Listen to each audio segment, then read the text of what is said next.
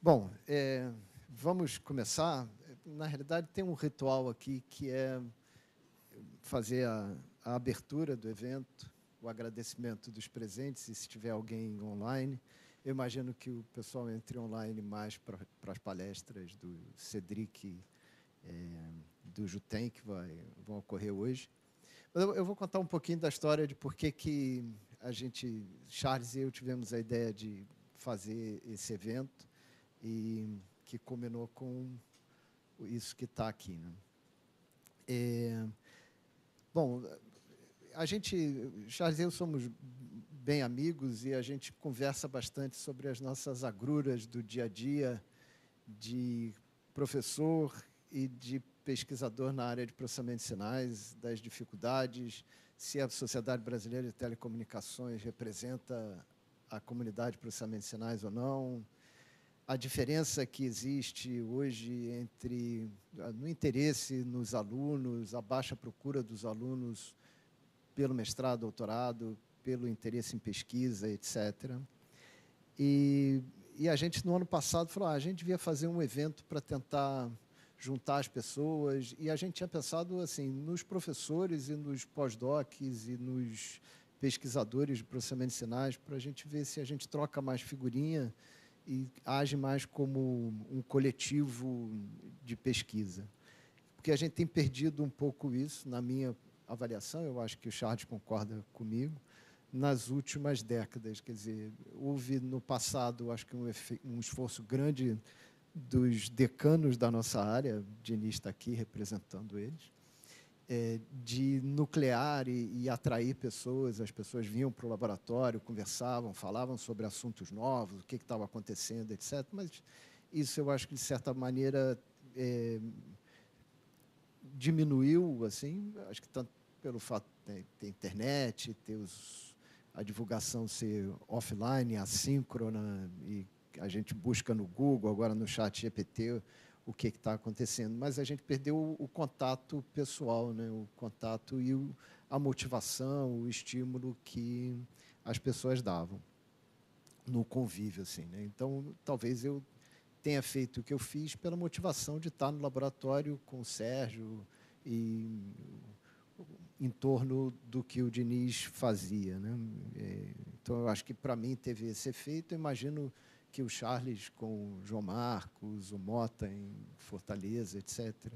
Acho que na USP a mesma coisa, e nos outros grandes centros. Acho que o Lisandro também, com o Eduardo vindo para cá, e etc. As pessoas ficavam no laboratório e eu acho que se motivaram a seguir essa carreira e tal. E eu acho que isso se perdeu um pouco hoje. Então, a ideia era basicamente fazer isso. Obviamente, quando a gente teve a ideia de fazer esse evento, não havia e ainda não há nenhum interesse em competir com a Sociedade Brasileira de Telecomunicações. Isso daqui não é um embrião de um simpósio brasileiro de processamento de sinais, nada disso. É uma tentativa justamente de voltar a ter um encontro pessoal, mesmo que virtual, mas síncrono, né? Da gente poder um olhar o outro e falar o que você está fazendo, com quem que você está trabalhando, quem são os seus alunos, etc., que eu acho que a gente se perdeu da geração que eu era aluno de mestrado no LPS, no Laboratório de Processamento de Sinais aqui, para hoje a minha geração que deveria estar carregando esse piano e agregando essas pessoas e que eu acho que não está. Então, a ideia do evento, na realidade, era trazer mais gente e obviamente, a gente sentiu a dificuldade de trazer as pessoas para virem pessoalmente. Mas a ideia era trazer as pessoas para fazer isso. Acho que, como uma primeira tentativa, o Léo Tomazelli vem aí, deve estar chegando hoje, final da manhã, no início da tarde. Ele vem com o Cristian Jutem, traz 2 alunos lá da UFSC. Eu convidei as pessoas com as quais eu trabalho fora do Brasil para assistirem às palestras, porque aí, pelo menos, o ganho técnico é claro que fica. O tema do simpósio é alguma coisa que eu tenho interesse, e o Charles também, que é processamento de sinais distribuídos, e a gente pediu para colocar uma das palestras, foi a do Mários, né, e do Carlos, são amanhã, e falam sobre comunicações e processamento de sinais, com coisas mais avançadas, como comunicação semântica e processamento de sinais distribuídos. Então, eu acho que, pelo menos, sobre esse aspecto, vai ter um ganho grande, e aí as pessoas podem interagir com os palestrantes. E eu acho que, para aqueles que vierem ao longo desses 2 dias conversar com a gente, eu acho que já vai ser um ganho também. A gente vai falar um pouquinho sobre a Sociedade Brasileira de Telecomunicações. Na realidade, isso vai ficar gravado, então eu acho que é mais para um registro histórico, porque aqui todo mundo conhece a sociedade, então não tem grande vantagem disso, mas eu acho que tanto para ficar gravado e também para divulgação no canal do YouTube. Então, isso aqui vai ficar gravado no canal do YouTube da Coppe e para a sociedade também. Então, para isso, eu vou passar para o Charles, aí ele vai falar um pouquinho e depois a gente toma café da manhã juntos ali. E aí, depois, esperando o Cedric, que ele entra às 10h30, é isso? 10h30. Tá? Então, obrigado. Vou pedir para ele colocar aqui, não sei se eu tenho que chavear. Bom dia a todos. Prazer estar aqui, né, encontrar amigos. Enquanto colocam a apresentação... obrigado. Então, só complementando o que o Marcelo falou, sobre essa ideia, né, que a gente teve aí, discutindo as nossas agruras do dia a dia, a gente quis compartilhar com todo mundo, digamos assim, e também trazer algumas experiências que ele e eu vimos como não soluções, né, mas como alternativas e possibilidades que a gente vê ao exterior.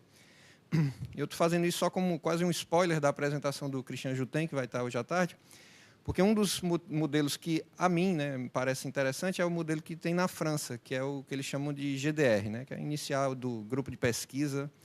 São temáticos, o Ministério da Ciência e Tecnologia, o equivalente deles lá, financia isso, e eles têm reuniões periódicas, né, para poder discutir um tema específico. Existe o grupo de processamento de sinais, que hoje agora ganhou o nome um pouco mais amplo, né? Na verdade era Grupo de Processamento de Sinais e Imagem, agora Grupo de Aprendizagem, Sinais e Imagem, né? Para incorporar aí um tema que tem sido ubíquo, né? na nossa comunidade.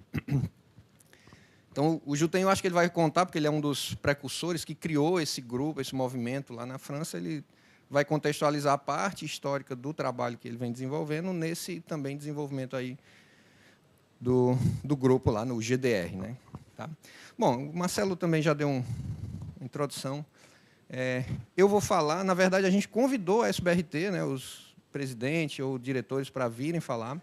O Leonardo Tomazelli, que está vindo, ele é um dos diretores, só que ele não conseguia chegar para esse horário. Então, eu sou conselheiro da SBRT, alguns outros já foram das diretorias, estou vendo o Eduardo, que foi vice-presidente, diretor em várias diretorias, Marcelo também.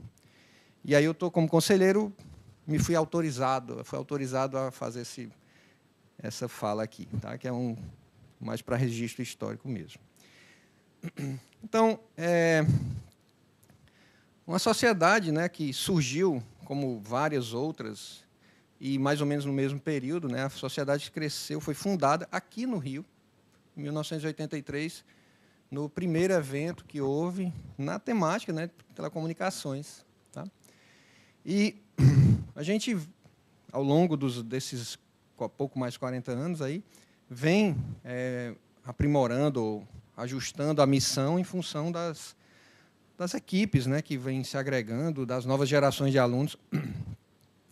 E a missão é essa de ser um fórum de debates, né, de discussão, nas áreas de telecomunicações e processamento de sinais, que está em destaque pelo fato de ter sido não inicialmente planejado para isso, mas foi uma decorrência natural. A comunidade de processamento de sinais, na minha visão, ela encontrou locus interessante na SBRT como uma das suas aplicações. Telecomunicações foi, durante muito tempo, uma das principais aplicações, talvez. Depois foi crescendo, ampliando. Acho que a própria eu já escutei isso de outras pessoas, por exemplo, a parte de imagem não era tão forte no início, mas como geração do Eduardo e seus alunos, agora colaboradores, também foi fazendo esse histórico. Hoje é normal as pessoas, quando têm trabalhos nas temáticas de processamento de sinais e imagem, visualizarem a SBRT como um fórum adequado, né, para essa sua, vamos dizer, o local para essa divulgação. Pelo histórico também de construção, a sociedade, a SBRT, tentou se aproximar de sociedades internacionais. E a primeira foi a CONSOC, né, Communication Society, do I3E. A gente tentou também, tenta ainda sempre fazer essa aproximação um pouco mais formal com a comunidade de processamento de sinais, do I3E, mas o estatuto dessas sociedades também é diferente. Eles não têm as mesmas figuras, então tem um trabalho um pouco mais longo. Eduardo, quando foi Regional Director lá na SPS, começou esse trabalho de aproximação. A gente tem tentado ainda, mas há resistências, vamos dizer, um caminho ainda a percorrer para a gente chegar no mesmo status que a CONSOC permitiu, né, o que tem uma série de vantagens aí. Bom, aqui é um pouco aquela coleção de visão, né, do que é que uma sociedade entende como sua função. Ela é reflexo de quem faz parte da sociedade. Se você vai agregando pessoas que têm essas visões também, né, assim, alinhadas, elas vão crescendo, vão se reforçando. Então, a gente tem, né, pode encontrar aí no estatuto da sociedade, como difusão, né, dentro da visão, a função dela é difusão do conhecimento no campo de telecomunicações e processamento de sinais. E aí, por meio de eventos, reuniões como essa daqui também, ser um fórum. Mas, obviamente, isso não acontece, não pode ser unidirecional, né? Tem que ter retorno, tem que ser malha fechada, no sentido que a gente precisa coletar e ter uma discussão entre os pares aí, né? Promover intercâmbio com outras sociedades científicas, né? A CONSOC, como eu disse, é o primeiro. Nós temos outras sociedades, inclusive no país, né, que são de áreas afins, a Sociedade Brasileira de Microondas, a Sociedade Brasileira de Engenharia Biomédica, que aí já tem uma relação um pouco mais próxima da área de processamento de sinais, mas não necessariamente telecomunicações em si. Fomentar a troca de informações e discussão de temas relacionados a essas temáticas de interesse. E buscar interação com organismos nacionais e internacionais, tanto na parte de regulamentação como normatização. Isso é outra, vamos dizer, visão de divisão das agruras. Muitos chegam e dizem, olha, quando a gente tem um problema, estão implementando 5G no Brasil, ninguém pergunta para os pesquisadores como é que deveria, ou quais são os gargalos, quais são os limites. E a gente espera que as sociedades científicas, como outras áreas possuem de forma mais orgânica isso, também seja consultada e eventualmente, participante, né, dessas cadeias de opinião, pelo menos. Então, alguns dos produtos, né, principais, digamos assim, que a gente tem na Sociedade Brasileira de Sinais. O primeiro, talvez o maior representante aí, é o Simpósio Brasileiro de Telecomunicações, que vai ter agora a 42ª edição. Parece pouco, né, vendo um histórico, mas dentro da área é muito normal você observar que certos eventos eles nascem e morrem muito rapidamente também. Então, é uma área longeva nesse sentido. Tá? Nós temos aqui também vários ex-organizadores do próprio evento, né, de edições diferentes. É onde se divulga a maior parte, né, as pesquisas dos pesquisadores, alunos, professores, pós-docs, etc. Nós temos uma revista, né, o Journal of Communication and Information Systems, o JCIS, que tem a mesma temática do evento, só que com um fórum de pesquisas que estão em estágio mais acabado, no sentido de que estão mais prontos para relatar para a sociedade. O professor Lisandro é o atual editor-chefe, né, da revista, então, acho que vale a chamada, né, Lisandro? Submetam artigos para a revista também. Tá? E, finalmente, aí uma série de livros, né, que era editado pela Elsevier, junto com a SBRT. Então, parte do comitê editorial era da Elsevier, parte da SBRT, para a seleção de livros nas temáticas de interesse de ambas. Né? Assim, é uma parceira comercial, tem seus interesses comerciais, obviamente, mas a SBRT fazia a seleção técnica dos temas. Então, nós temos, acho que, uma meia dúzia de livros dessa temática. professor Apolinário foi o chefe desse comitê editorial durante um bom tempo. Aí, eu acredito que ainda seja ele. Não sei se ainda está ativa a parceria, confesso. Bom, a estrutura organizacional ela é razoavelmente simples, mas é o reflexo de todas essas nossas sociedades científicas, né, de sem fins lucrativos. Então, tem uma diretoria executiva, que é formada pelo presidente e mais 4 diretores, um conselho deliberativo, com 5 membros e suplentes. Esse número de suplentes oscila aí em torno de 2 a 3. E também, por imposição de lei, nós temos um conselho fiscal para avaliar a questão de utilização de recursos, quer sejam públicos, quer sejam privados, né, que a gente obtém na captação. Esse conselho é menor, né, de 3 membros. E nós temos 250 sócios em média. Isso tem oscilado muito mais para menos do que para mais. E também existe a possibilidade de sócios corporativos. No passado já foi mais forte isso, hoje em dia tem tido menos buscas, né? Mas ainda assim é uma possibilidade, é um local interessante para algumas empresas na área de telecomunicações, processamento de sinais, estarem próximos aí da comunidade que efetivamente faz pesquisa e algum desenvolvimento também nessas áreas. Finalmente, a gente tem algumas premiações e reconhecimentos, temos da ordem de 19 eméritos e 36 sócios sêniores, né? E a cada 5 anos a sociedade homenageia alguns dos seus membros, né, pelos serviços prestados à sociedade. Hoje esse número tem 40 aí. Próximo em 2028 nós teremos nova rodada, né, de homenagens nesse sentido, nesse último. Tá? Então, são pessoas que se destacaram, não necessariamente na condução, mas na participação das atividades, né, dessa visão da sociedade. Então, aqui são os nomes, né, dando nome às pessoas. O presidente é o professor Hugo Sil Dias, da UNB. Então, temos o professor Eduardo, da Federal de Santa Catarina, o professor Aline, da UFABC, o professor Edmar, da Federal de Campina Grande, e o professor Tomás Leonardo, que vai estar aqui hoje à tarde, da Unicamp. Como conselho deliberativo, nós temos alguns professores, né, eu incluso o professor Renato, da Unicamp, o professor Renato Machado, do ITA, Cecílio, da UFPE, e o Ricardo Queiroz, da UNB, alguns suplentes também, do Cefet, da UFC, o Felipe, né, aqui do próximo.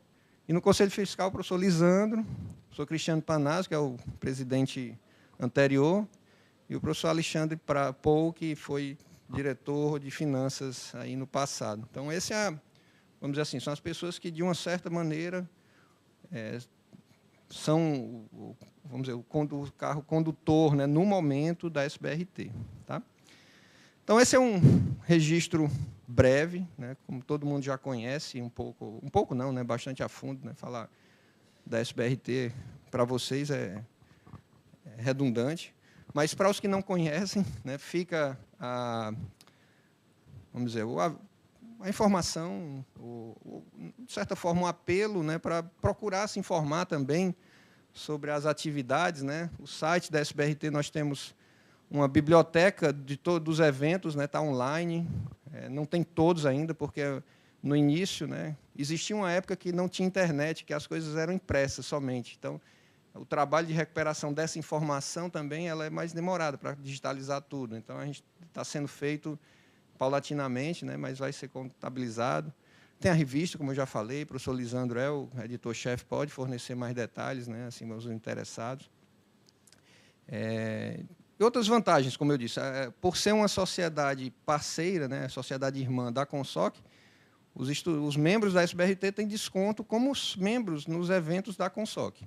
Como eu disse, a gente está tentando que isso seja estendido para a área de processamento de sinais também, na SPS, mas tem uma demora, né, tem uma latência nesse processo aí. Tá? Então, era isso. Obrigado.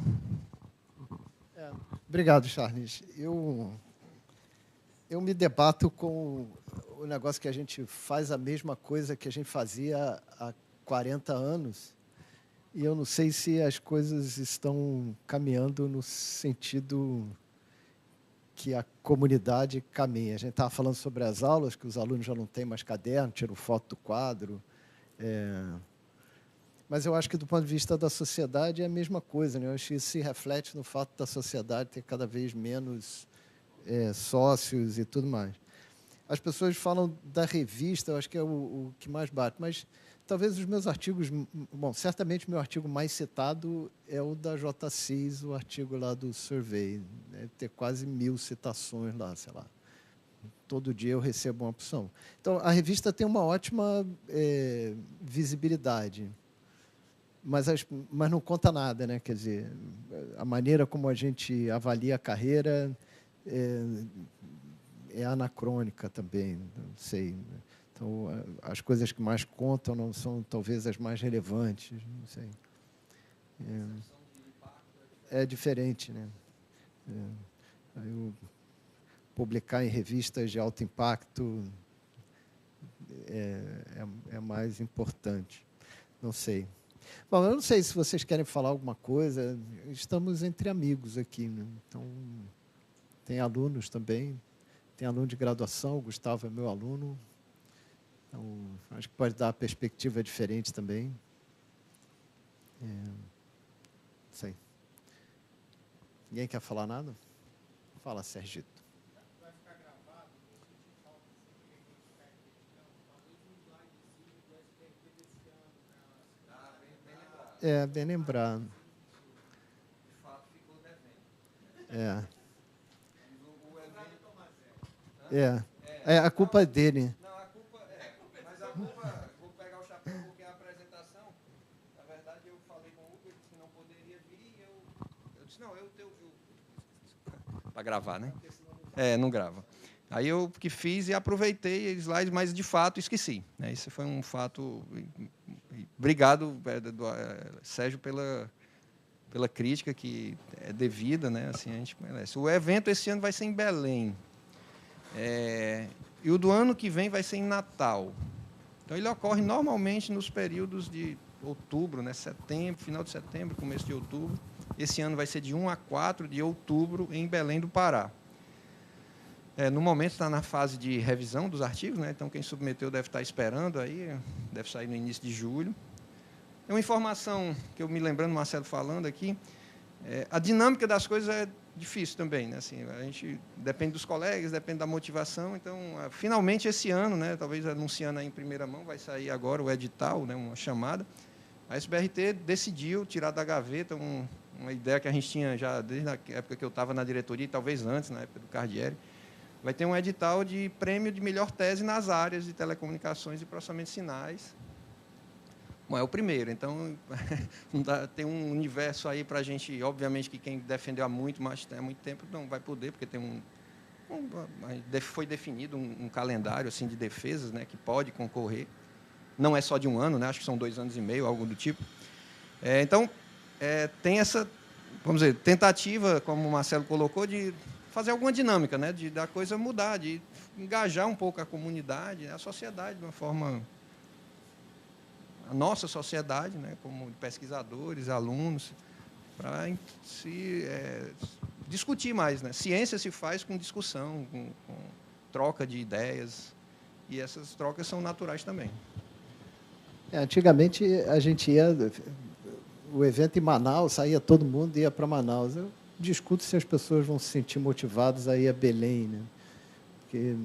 acho que eu tenho visto uma falta de motivação geral, generalizada, assim, né? de viajar, de sair. Eu posso dar meu testemunho. Eu não frequentei todos os congressos da SBT, né? Até porque caía muito em cima de um outro evento que, às vezes, eu ia na Europa, que é o CIPCO, né? O CIPCO não, era CIP, né? Era CIP. É o CIP que é o evento, está certo. Era CIP a sociedade. E aí o que acontece? Agora, toda vez que eu vou no evento da SBRT, eu fico muito bem impressionado com a qualidade dos trabalhos dos alunos e muito impressionado assim, com o entusiasmo dos jovens, né, em apresentar seu trabalho. E eu espero que isso continue assim, porque eu volto oxigenado. E eu acho que para o cara que está começando, para o jovem, né, esse evento ele é um local de networking, né, de encontrar pessoas que estão interessadas na mesma área. Muitas oportunidades aparecem ali. Na lista que você mostrou ali de pessoas envolvidas na SBRT, eu me recordo de algumas pessoas que eu encontrei a primeira vez apresentando seus trabalhos como aluno de mestrado, né, que hoje são aí pesquisadores até internacionais com certa projeção, né? Então, aquilo ali, eu acho que esse evento é um evento que não só mostra uma oxigenação né, nas gerações nessa área, embora muita gente ache que é uma área que está com pouco recurso no momento, em alguns lugares do mundo e tal, mas isso é porque a gente está deixando tudo para a Ásia resolver, né? Aqui a gente pensa mais no lucro de curto prazo, né? E é isso. Eu aconselho muito as novas gerações a participarem do evento, sempre que possível apresentarem trabalho, porque a qualidade é impressionante. E não perde muito para eventos até importantes que tem aí afora, né? Porque a qualidade dos alunos é boa também, embora a gente esteja passando por um momento um pouco mais difícil. Mas vamos ser otimistas e reverter esse processo. Tem um otimista atrás, o mais otimista que eu conheço. Bem, geralmente a gente dá ideia para os outros trabalharem. Eu vou dar uma ideia aqui e talvez me arrependa no futuro, tá? Mas surgiu o CA do CNPq tem um membro ali deles que geralmente representa a área de telecomunicações e processamento de sinais e agora também a inteligência artificial mais ou menos raiz ali, tá? É óbvio que outras partes também. Eu, por exemplo, nesse caso, eu fui o representante nos últimos 3 anos, o Eduardo foi o representante antes de mim, e eu fui convidado pela Sociedade Brasileira de Biomédica para fazer uma palestra sobre submissão de projetos à Bolsa de Produtividade, né? Dando uma sugestão, pedindo para comentar como é que seria o processo por dentro. Tem alguns detalhes que não dá para entrar, não sei se isso aqui pode ficar gravado ou não, sei lá.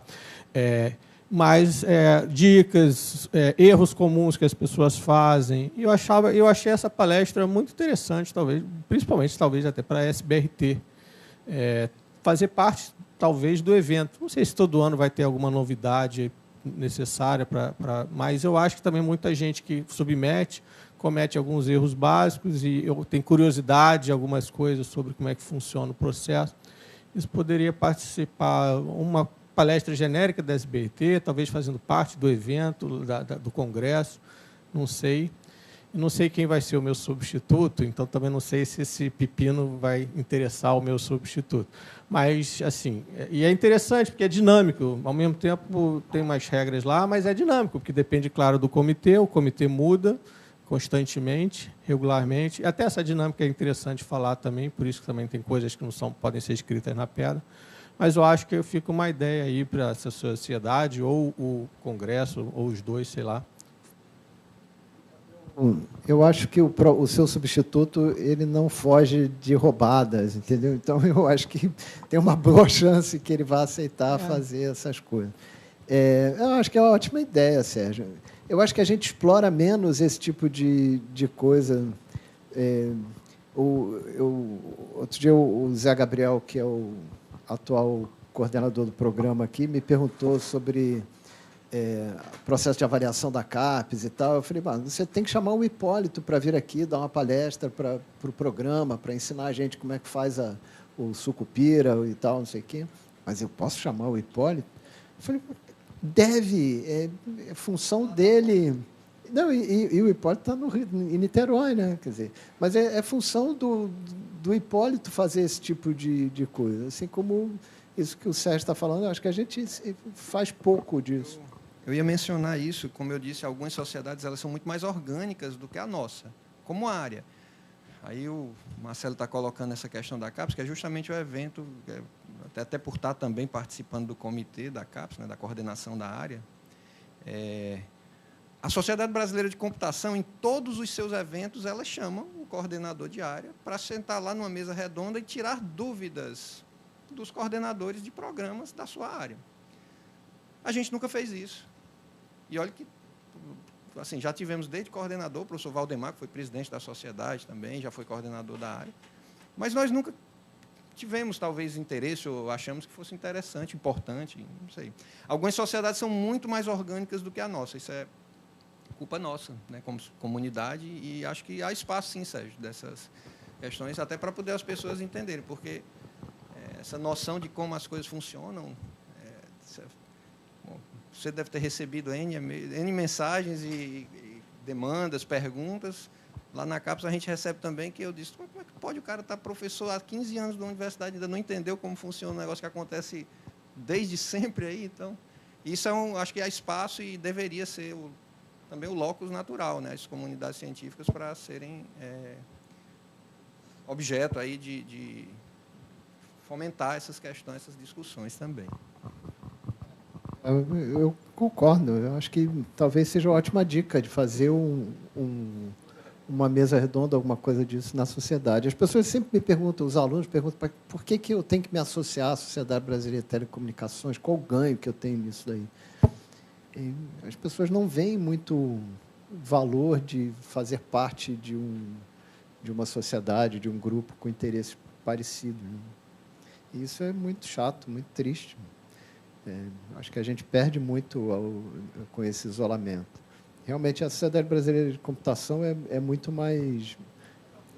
E as pessoas se encontram com mais frequência e facilidade, fazem projetos de cooperação interinstitucional que são, acho que até mais ricos do que os nossos. Aqui é difícil a gente conseguir fazer isso, né?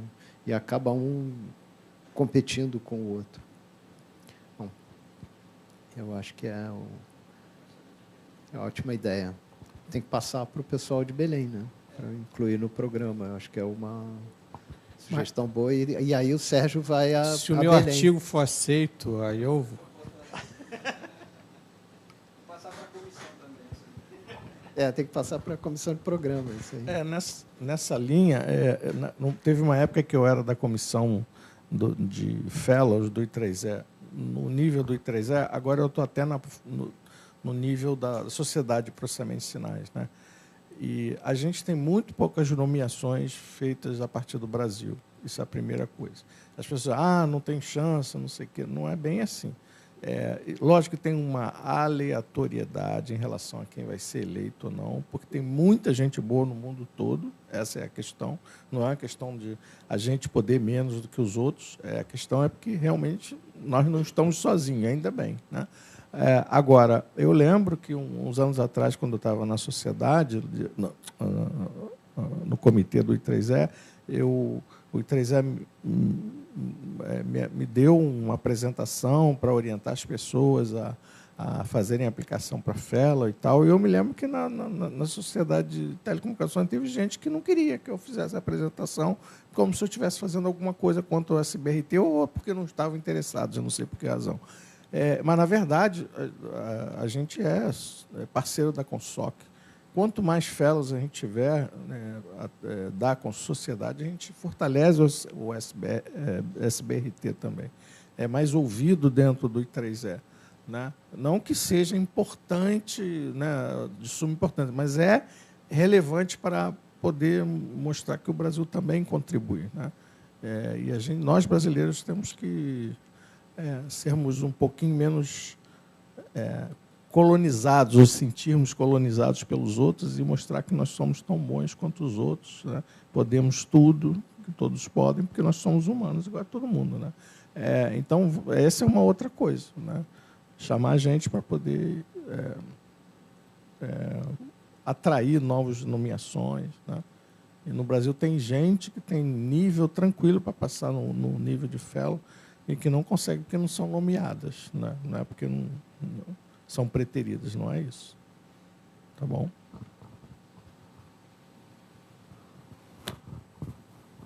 Vamos tomar café da manhã? Vamos ver se já está... Então, às 10h30, a gente vai começar a apresentar a plenária do professor Cedric Richard, que o Marcelo não comentou. Ele vai falar também sobre processamento de sinais distribuídos, só que numa aplicação de fibra ótica. É um trabalho bem interessante aí. Tá? Vai ter o coffee break, né? E aí a gente volta aqui às 10h30.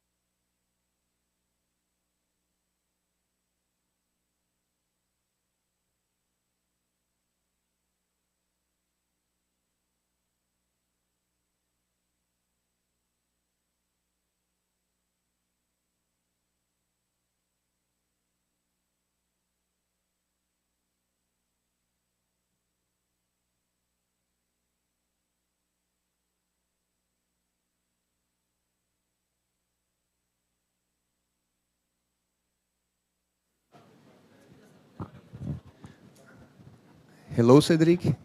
Can you hear us? Yeah. Okay. Perfect. So we are about to start, okay? Just 2 more minutes or something. Okay. Maybe Okay. I can start sharing my screen or... Yes, as you want. You can. I'll just make a brief introduction of you, and then you can start. Okay. Okay? You just need to give me yeah. the right for sharing my Okay. screen. Dizer para liberar para ele poder compartilhar. We are going to set up things here. Okay.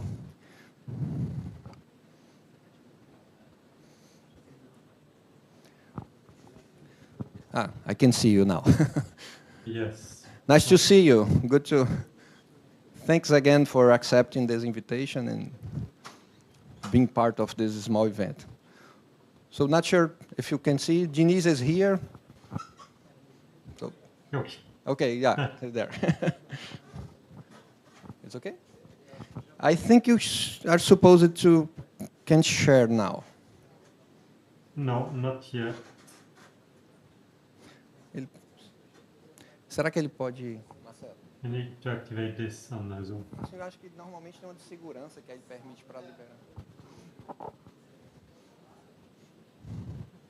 Just a few more minutes, okay? Okay.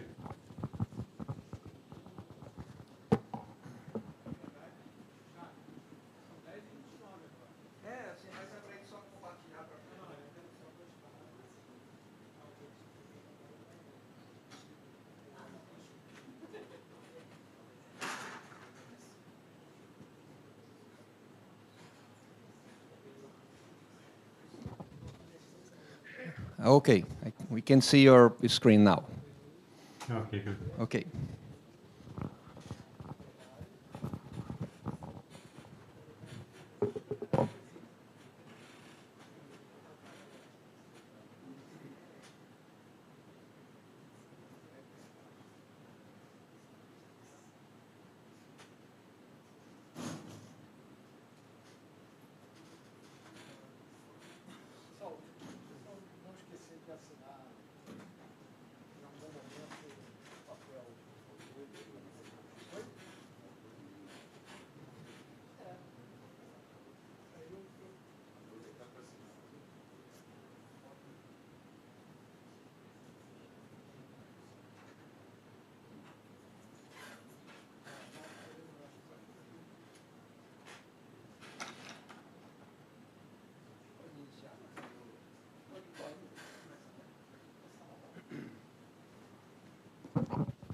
Okay, so we are going to start our first plenary speak.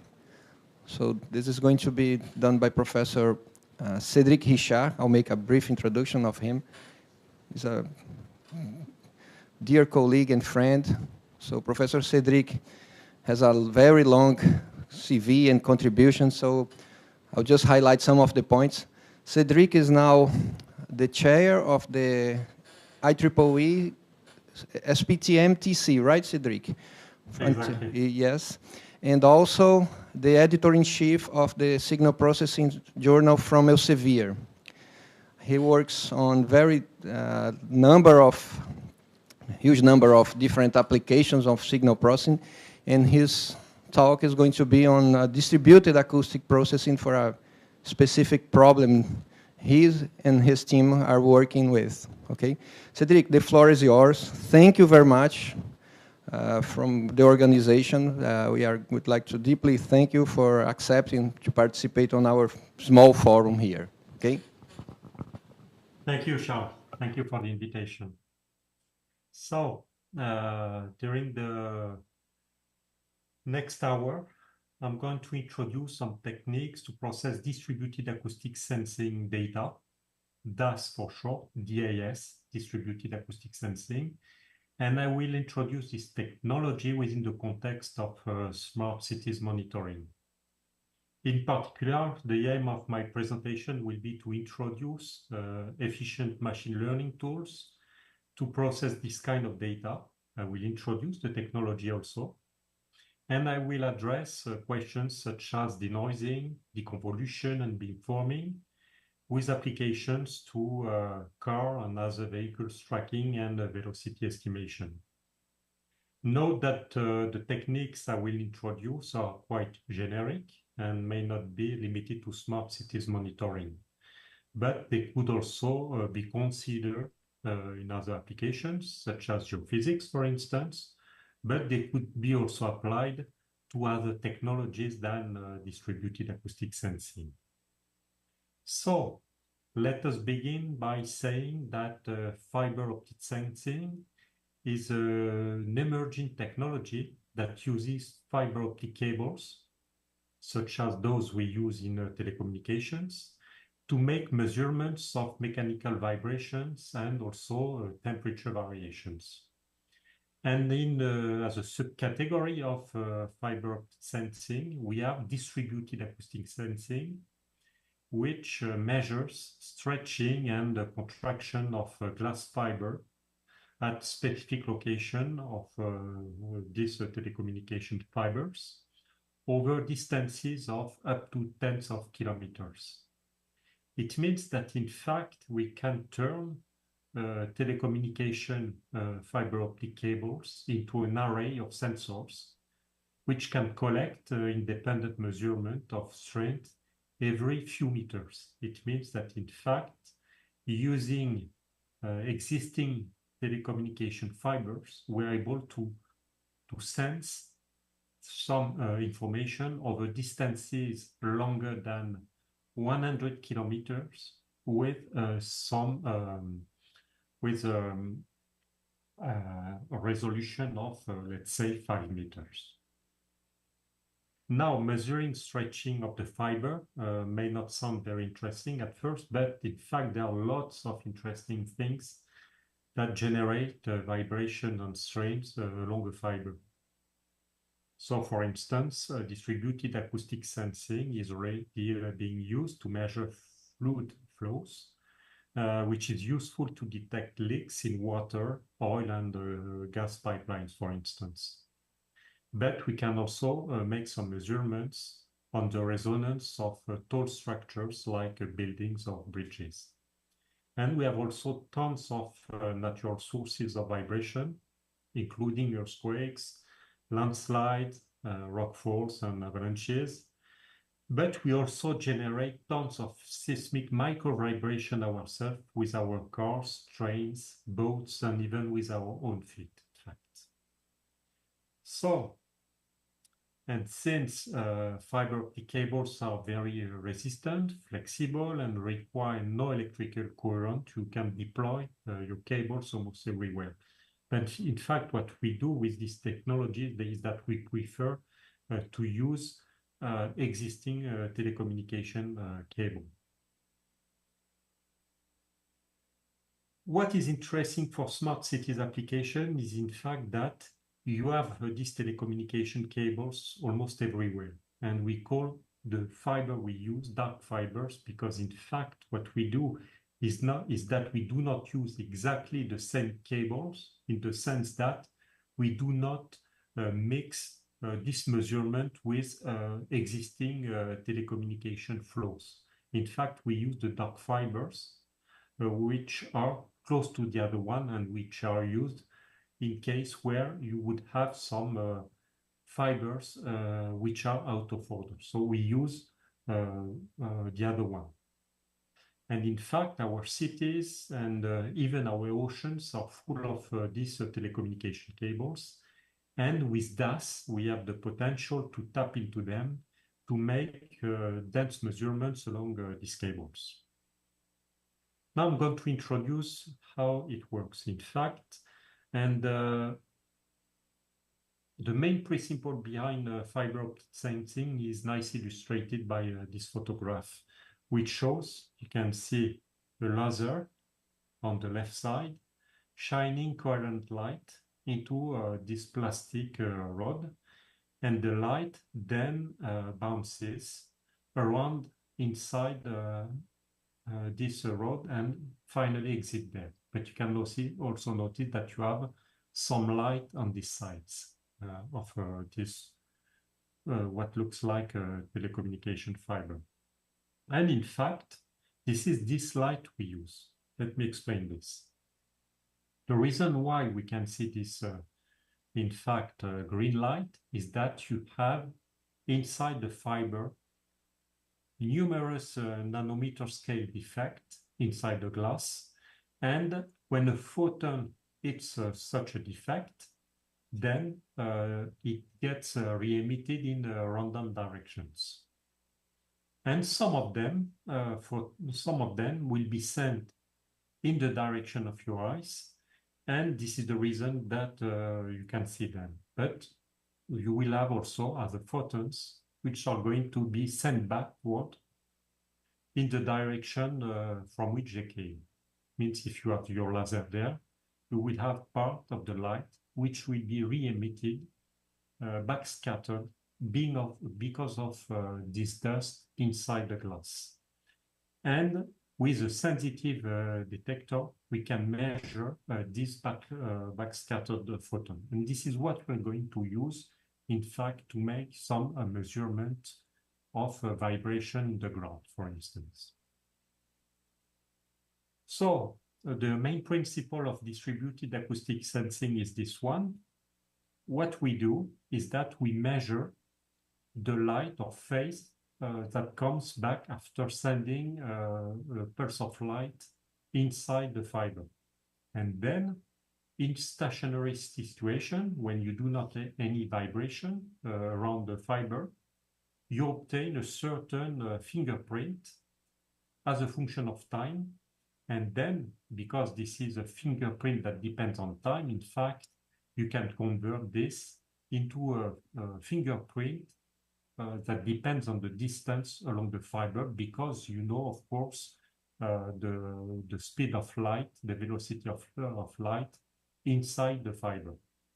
So under static conditions, you're going to obtain this kind of fingerprint because you have this dust, this very small defect inside the fiber.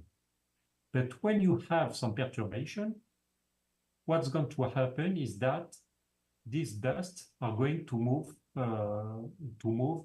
inside the fiber because of this vibration. And then it means that you're going to observe some modification in the fingerprint you obtain in the static stationary conditions. And this is this light we detect, and this with the signal processing techniques, we're able to say that at this place of the fiber, we had some perturbations that modified the fingerprint. So if I can make some simplified analogy, it would be that of an acoustic echo that we get when we shout down water well. And by carefully analyzing the timing of the echo after each shout, you can infer, of course, how much the water level is changing inside the well. So in a way, distributed acoustic sensing analyzes the optical echoes coming from a fiber cable. Of course, the signal-to-noise ratio is very bad, and we need to use very powerful signal processing techniques to analyze this information. So now that we know how distributed acoustic sensing works, we're going to consider specific application, namely that of traffic monitoring. And what we use, so we will show you only real data, because we have, in fact, an application working in the city of Nice. And in the city of Nice, what we do is that we make some measurement along the fiber. The length of the fiber is almost 30 kilometers, and we have measurements every 10 meters along this fiber. And we obtained, in fact, this kind of information. So here you have a street with two cars in opposite directions. And what we represent here, this is a telecommunication cable. And I have represented here with dots the place of the sensors we use. So what is important to understand is that these sensors do not exist, in fact. They are virtual. You have a cable here, and when I talk about a sensor, I just say that I measure at this point the fingerprint of the cable and the dust inside the cable. And if they move at this place, this is because you have some perturbation around. And the kind of signal we obtain is this one. You can notice that we have different time series data, and each time series data corresponds to a virtual sensor that measure the perturbation over the time. So for instance, this first time series data here, the top one, that depends on time here, correspond to the evolution of the fingerprint at this point. And here, for the second point, it would correspond to the second time series data you have here. And we have a distance between these points. We have a distance of 10 meters. So it means that here, I don't know how many, but I think you have, let's say, 200 meters between these two time series data. And what you can observe on this, you can see signatures like this one crossing all the time series data. And this corresponds to a car driving along the street. Okay, so this signature, you can see this. And on this side, you can see two other signatures. And these two signatures correspond to two cars. And you can notice that these two cars are driving in an opposite direction to this one. Okay? So, to clarify this, I mark these three cars with orange lines. And what is interesting, of course, is that as you have the time here and you have the distance here, you can conclude that the slope of these traces here is inversely proportional to the velocity of each car. So in fact, when you use DAS data, you can detect cars, of course, but you can subsequently estimate their velocity. Of course, this is an ideal case because the signal-to-noise ratio here is not too bad, and all the cars are clearly visible and separated in time. But in realistic scenarios, we are often faced with challenging scenarios such as trains of closely trailing cars or cars traveling in opposite directions, of which the traces are going to intersect. And of course, we have also various sources of coherent and incoherent noise. So to be able to use this data and to characterize, for instance, the traffic, we need to develop tons of algorithms, and I will present some samples of algorithms in my presentation. But first, here is our pilot experiment at Nice. So if you know Nice, this is downtown Nice, the old city, here the airport, La Promenade des Anglais here, and you have in fact this trace represent in fact the loop of fiber we used in our experiment, and this is a loop of, let's say, 30 kilometers approximately. And using this fiber, we were able to detect lots of events. In fact, we can detect cars in some of the main streets of Nice, but we have also this urban highway here in orange, La Voie Matisse, for those who know the place. And at the same time, we were also able to detect and to characterize trains. Here you have the railway station, but also tramways and even some people walking in the old city of Nice, for instance. So what is interesting with this technology, so this is also an application of source separation, of course, is that at the same time, using a telecommunication fiber, we're able to see all these events simultaneously, provided that we are able to process the data.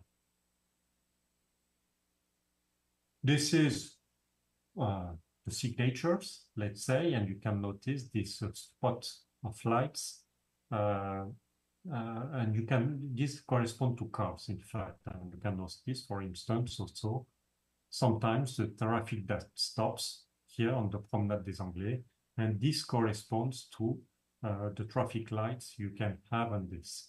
You can also observe that you have different kind of signatures. This one, for instance, is very bright, and it corresponds probably to a truck.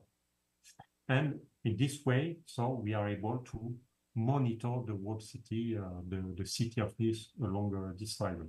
I show you, before going into the methodologies, I show you other examples. Here, you can see that depending on the time of the day, here, this is early in the morning, we can detect cars and also individual cars, and also estimates their speed. Let me show you another macroscopic traffic statistics extracted from the best data. Here you observe some the traffic. When it becomes red, it means that you have a traffic jam. You can notice that the traffic jam corresponds to early in the morning, noon, and the end also of the afternoon. What is interesting with these techniques, and we are working on this, is that in fact, you can do massive monitoring of a city using existing telecommunication fibers. We do not need to install cameras, for instance, everywhere to have this kind of data. And remember that with this technology, we are able to have to track cars, for instance, with resolution, not, let's say, 5 meters only, on distances over than 100 kilometers. So now the key actions we need to apply, the key algorithm we need to apply to DAS recordings deals with denoising, deconvolution, beamforming. Everything is done in order to extract some statistics of this data. So you can notice here with these different chapters, some names we are very familiar with in signal processing. So let's start with the denoising of DAS signals. Remember that one of our constraints is that we have a lot of data to process in real time. It represents several gigabytes every second to process. So in this figure, as an illustrative example, we consider a traditional seismic signal measured close to Nice, embedded in noise. So you have the ambient noise, and here, in fact, this was an earthquake. And again, this dot here represents this virtual sensor. I mean, one place where we analyze the evolution of the fingerprint of the fiber. So this signal represents a time series measurement at a fixed location.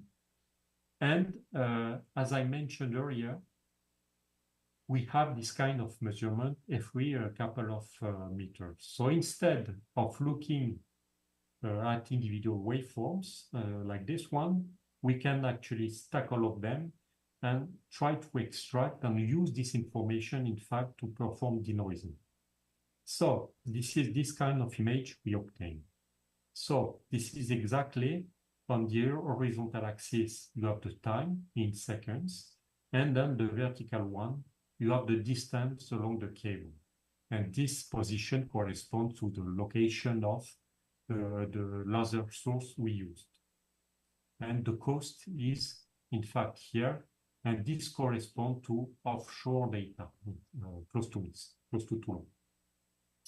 So what these colors indicate, in fact, is that here, with these green colors, you have almost only noise, and here you have an earthquake, in fact. But what is interesting with this data is not analyzing these earthquakes, but you need to analyze the signals before that we call the P waves, the P waves.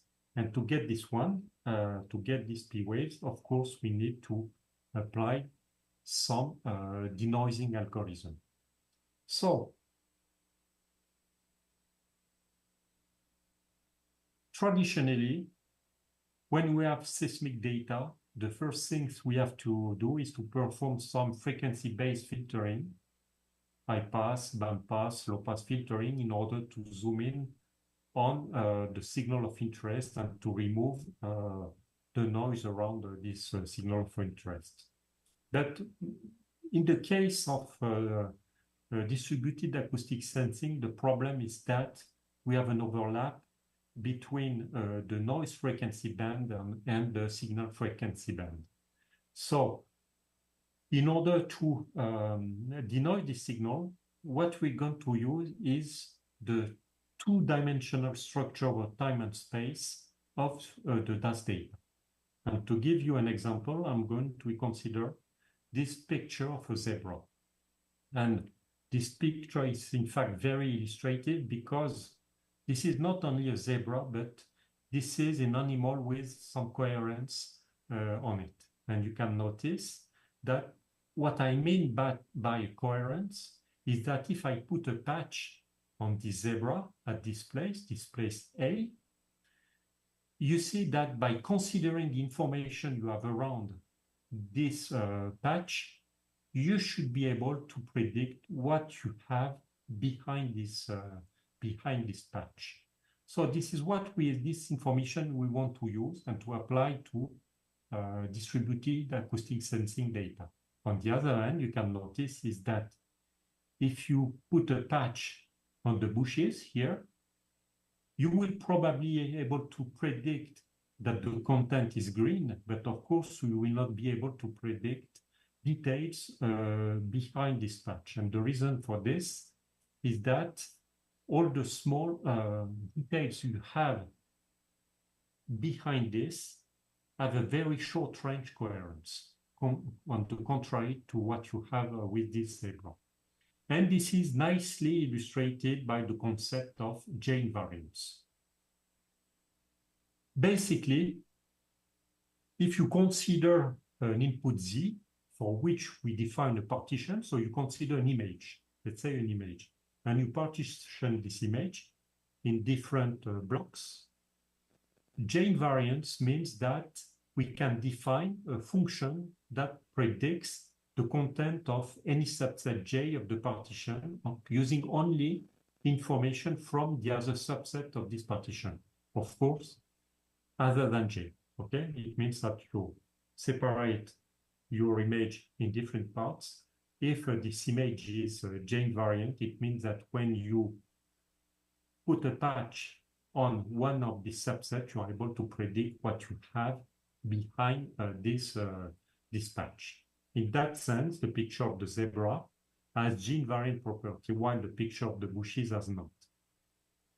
And in seismology, there are lots of things that are J invariant, for instance, earthquakes, ocean waves, and which all of them are spatially and temporally correlated.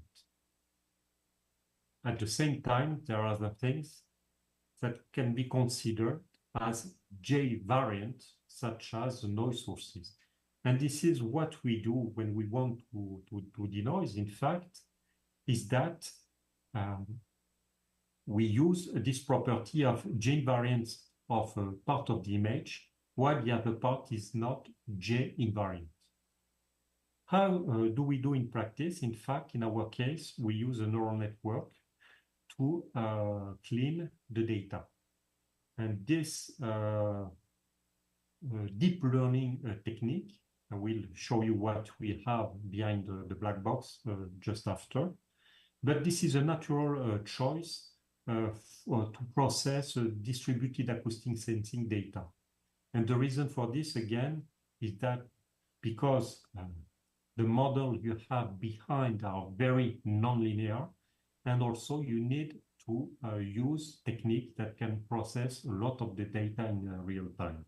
That's the reason why we decided to work on with neural nets. Of course, J invariance property can be used with usual techniques, linear filters, for instance. But in our case, we decided to extend it to a nonlinear one.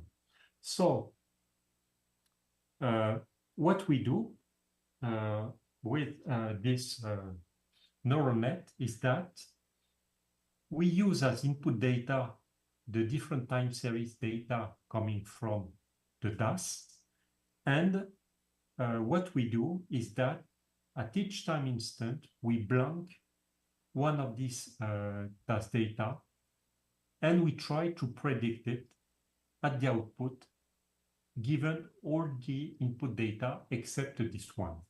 So running a learning algorithm based on this main principle, the neural net should be able to predict the invariant features you have in the data.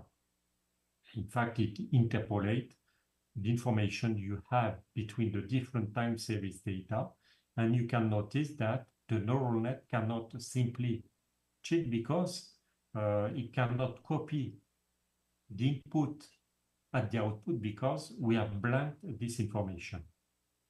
Now that you are familiar with this principle, we are going to open this box and to see what we have inside.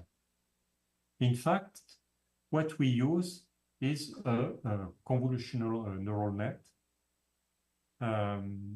with you have several information on this. So in fact, we compress this information on the first part of the neural net to estimate the latent space, and then of course we inflate this information to be able to recover this information. So this is the first part of the architecture. And the second part of this is that we use shortcuts to bring fine details from the input layers to the output layers. Okay. So processing, learning a neural net like this, we were able to denoise the DAS data. And I'm going to show you this applied to the original data. So here are the original data of the earthquake I have shown. And processing the data, we obtain this very clean image, in fact, where we can observe here surface waves, which are there, and that start before the earthquakes, okay? And so by using the invariant principle, we can very efficiently remove incoherent noise from DAS waveforms just by exploiting the coherence in time and space of this data. Distributed acoustic sensing is a vibration sensing technology that can also be employed, and I am going to show you this now, to detect vehicles and to analyze traffic flows using telecommunication fibers. So with DAS, we have a great potential for future smart cities development. And this is a technology we develop, and we try also to develop a startup working on this project. But anyway, this is a different problem. So let me show you this DAS data again. You have here the different time series data. Each orange dot corresponds to a smart sensor along the cable. So this is only the place where we analyze the fingerprint. Okay, we do not have really a sensor. This is the place where we analyze the data. And we can notice here these wiggles, in fact, this signature propagating along the different time series data. So by tracking, if we are able to track these wiggles in space and time, then we should be able to detect cars and to estimate their speed at the same time. And I would say that we are now also able to classify the vehicles because this signature, the amplitude of this signature depends on the weight also of the vehicles. So of course, This is easier said than done because the main challenge of that we are currently facing is that sometimes this is difficult to separate cars. The extent of the deformation induced by the car and the propagation of this vibration is between 50 and 100 meters. So it means that when you have two cars that are trailing within 2 or 3 seconds, they will have overlapping deformation patterns, okay? Because of this propagation of the waves over long distances. I include here, so very ideal case here. This one is very simple. You have, I would say, 3 cars. But on this example, you can notice this is a bit more difficult because all the signatures overlap, in fact. And if you consider this problem, you can imagine that this is very difficult in this case to separate the signals and to use automatic algorithm to detect individual cars and to estimate their velocities. So what we're going to do to analyze this data, I'm going to show you again neural net techniques with an autoencoder that looks like the previous one we used for denoising the data. But I think the main principle behind this is interesting. So let me first show you that the characteristic signature of a car is the same for all vehicles up to a proportionality constant. So what we observe, in fact, on this graph is that you have essentially shifted copies of this characteristic signal you have there. And you can find models in the literature that describe exactly the physical phenomena behind this. And we can use, in fact, this kind of models, maybe inside the neural net, as I will show you just after. So the idea to be able to detect easily the cars and to count them is to deconvolve the data using the information we have on this model. And if this deconvolution process is successful, we are then left with a very narrow delta function, very compact in time, that we should be able to detect and to count in order to count the cars.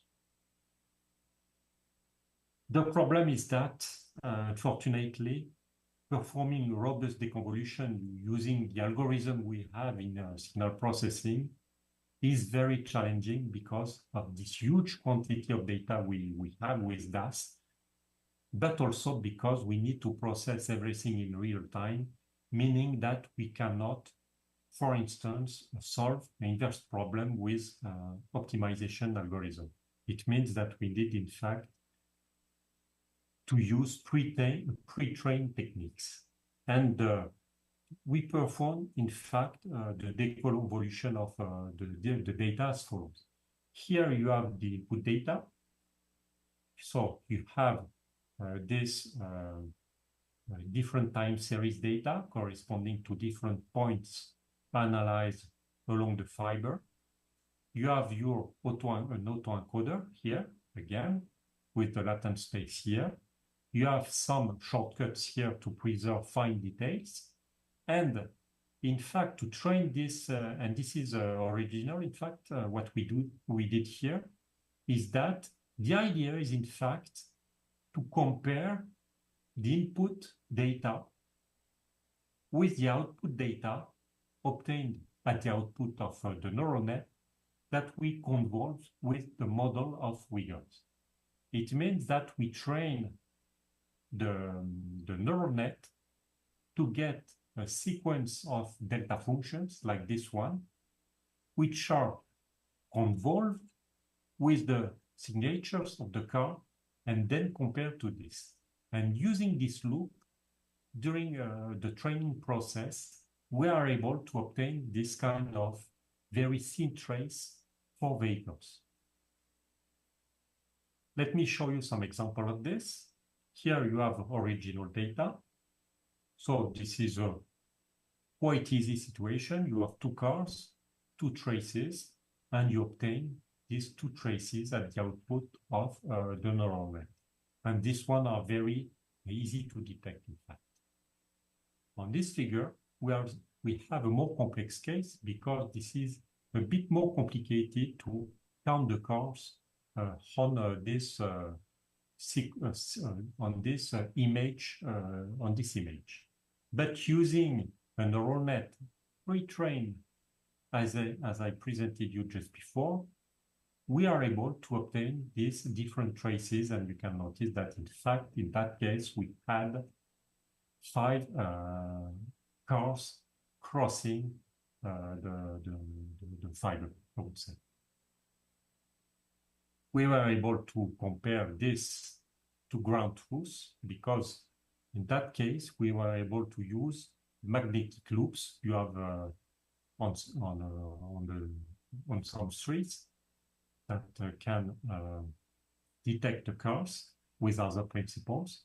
And then we were able to compare the cars we counted using these techniques after these deconvolution techniques, and we obtained very good performance.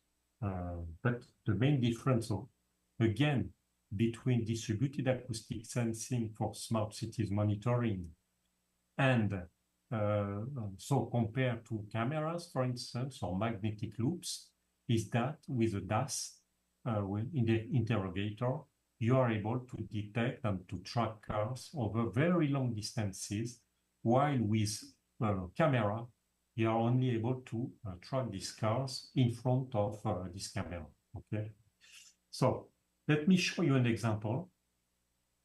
Here you have a street, okay? And I'm going to show you how we detect cars with a fiber. And in fact, the fiber is here. This is a usual, very conventional telecom fiber. And when we run the algorithm, this is what we can detect. So please note that we use a camera here just as a ground truth to check that what we detect with the distributed acoustic sensing data is exactly what we can observe on the camera. But we do not use camera here to detect these cars. But you can notice that each time we have a car, we're able to estimate also the speed. I showed you this short movie just in front of the camera, but of course, you are able, when you use distributed acoustic sensing, to track, for instance, this truck over very long distances, okay? So,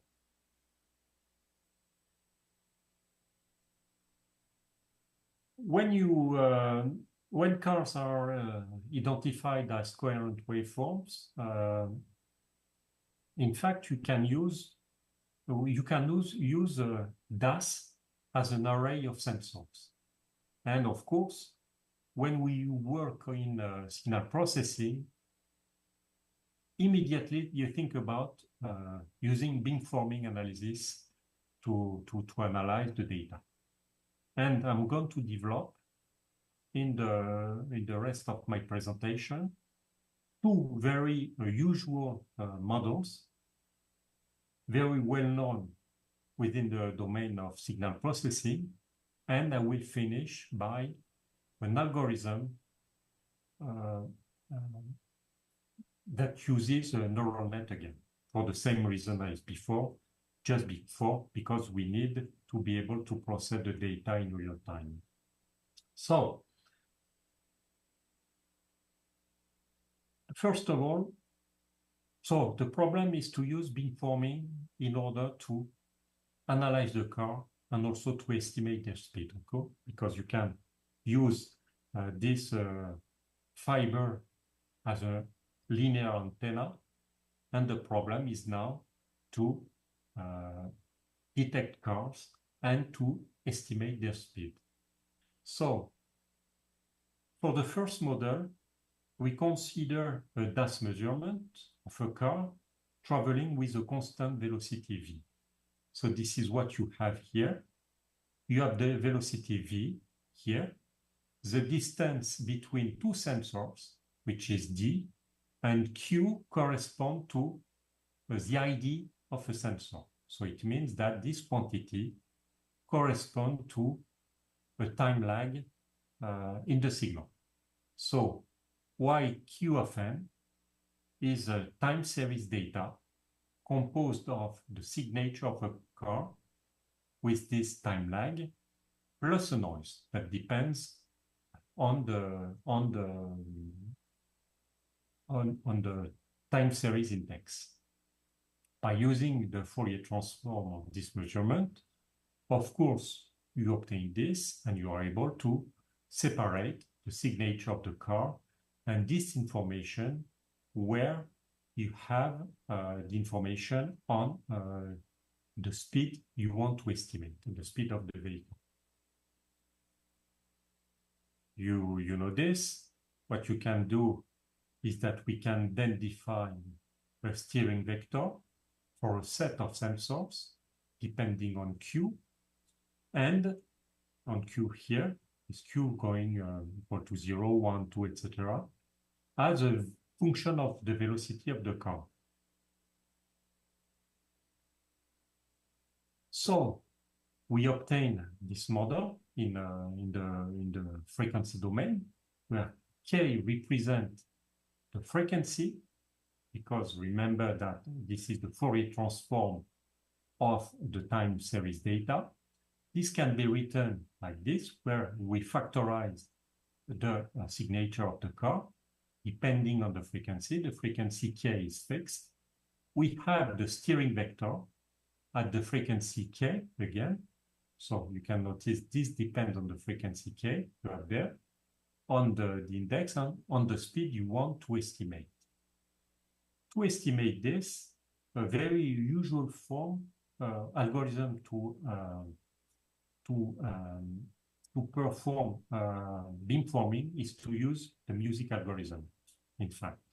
And to do this, we use a grid of velocities, and then we apply the algorithm, music algorithm, to the data in order to estimate this V.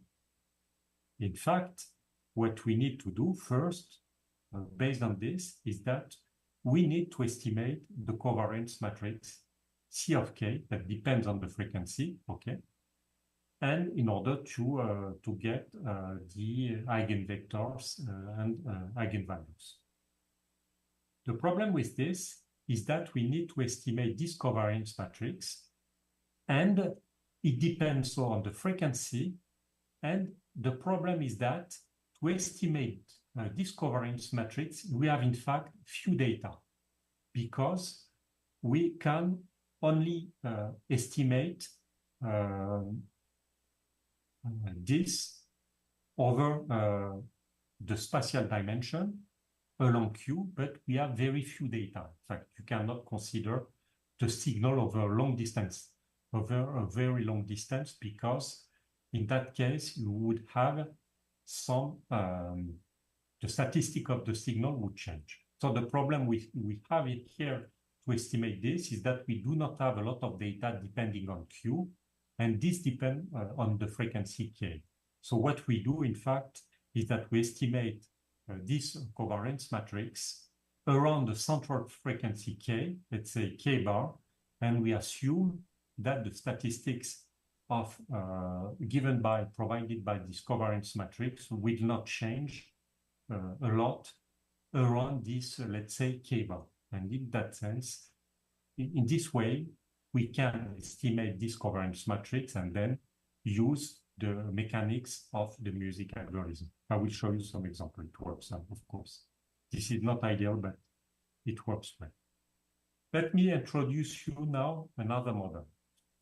Instead of considering the signal along the distance axis, we're going to consider this along the time axis, because we expect to have more data along the time axis. So again, for this model too, we have a very similar signal model, except that the signal of the car is not translated in time, but in space now.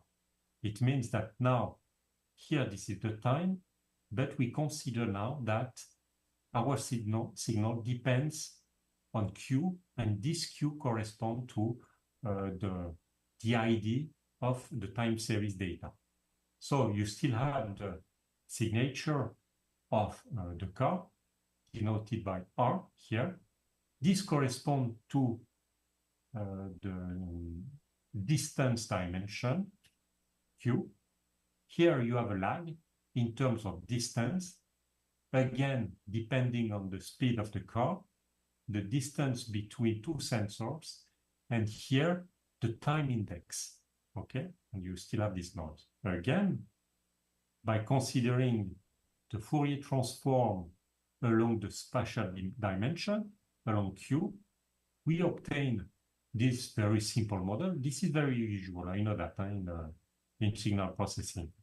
But again, we obtain now, depending on the frequency K, a signature that depends only on the car signature along the distance dimension, multiplied by this exponential function where you have the V you want to estimate, and you have the noise.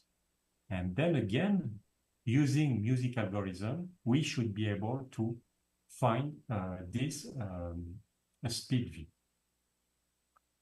What is better compared to the previous model is that now, again, we need to estimate the covariance matrix, but now we have more data available along the time axis than along the y-axis, the distance axis.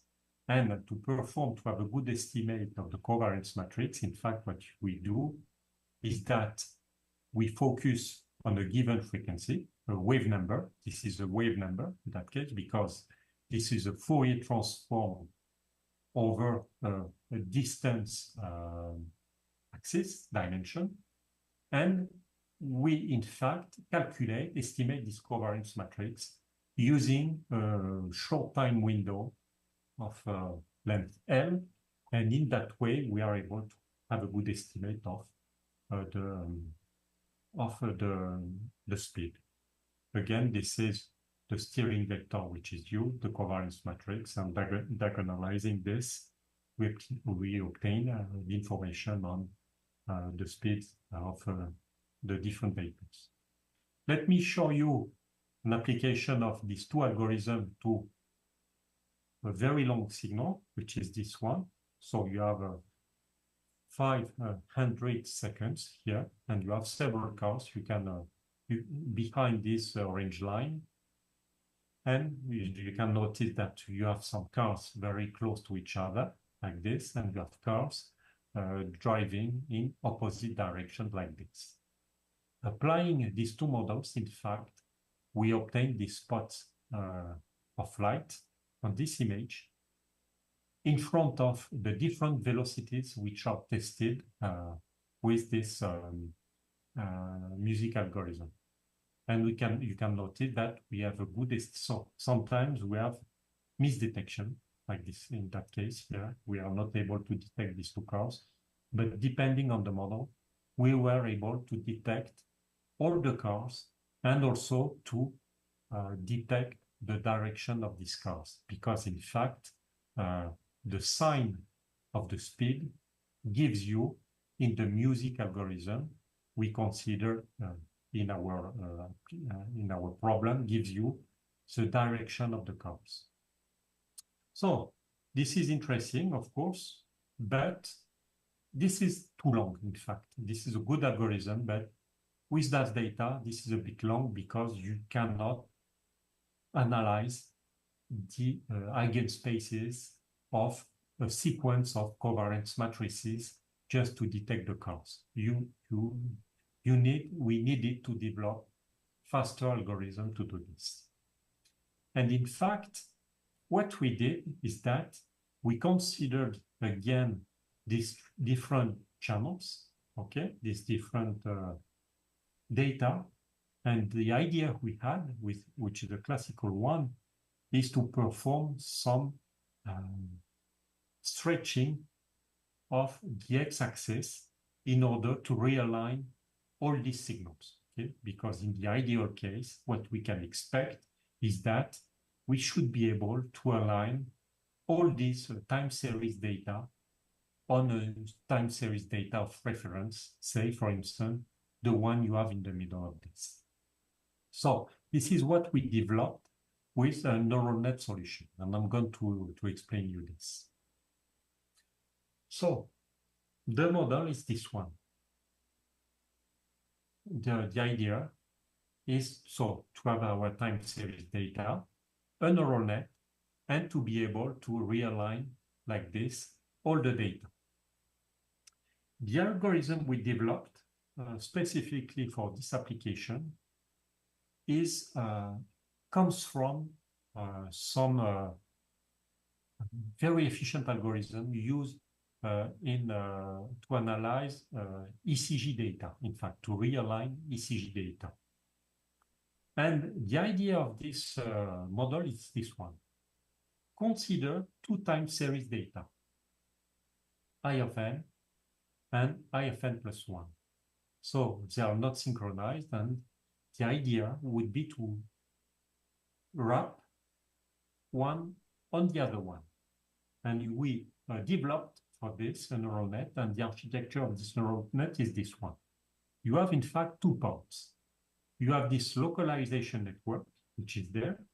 So this is a CNN, so convolution neural network that is able, in fact, to cross information between these two time series data and a fully connected network. You can notice that this is you do not have many layers in this neural net. And in fact, with this neural net, we only generate a set of parameters called theta n, which is there. So this neural net is completely agnostic, okay? The idea is not to realign or anything. The idea is to be able to generate a set of parameters, let's say theta n. And in fact, in this block, we have a set of transformations parameterized by this theta n. And the idea is to generate, given these two time series data, to generate a vector of parameters theta n that feeds a transformation T of theta n, which is applied to the grid and that transforms the grid. It means that this is in some sense a grid generator because we start from this side with a uniform sampling grid, and as we want to do some time warping between the different time series data, I should have introduced this word before, I apologize. So what we do is we do time warping. So it means that we need to transform the uniform grid we have here in a non-uniform one in order to be able to realign all the data. And in fact, this transformation here, fed by this set of parameters theta n, transform the uniform grid into a non-uniform one. And then we apply this non-uniform grid to I of n, to a single time series, the top one, okay, which is there. And in this way, we obtain a realigned one on compared to the reference one, I of n plus 1. So I think the idea which is important here is this one. Here you have just an agnostic neural net that generate parameters, and these parameters are used to feed a set of transformation that modify the grid and that apply this grid to this I of n time series data to generate another one. Let's see now how we were able to train this neural net. So you have this grid generator, okay? At the beginning, you have this uniform grid, you apply your transformation parameterized by this theta n, and you obtain a non-uniform one. I will not give you more information about this slide, but basically this is what is done. And what is important within the context of the distributed acoustic sensing data is that for the transformation going from this grid to this one, we use the family of continuous piecewise affine-based transformation. And the idea of this is that, in fact, we,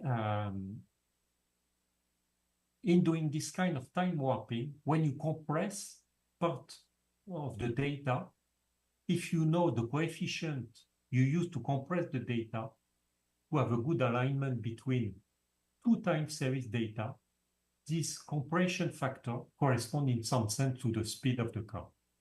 Okay, it means that if you compress, in that case, the data. Anyway, let me show you the